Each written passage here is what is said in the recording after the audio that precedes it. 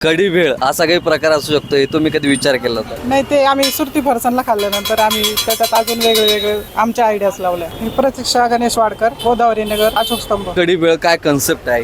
कढी भेळ हिरवी मिरची, लसण, अद्रक आणि बेसन पीठ, दही वगैरे, कढीपत्ता, कोथिंबीर याची फोडणी केली जाते आणि ती नंतर इथं उकळत राहते दिवसभर.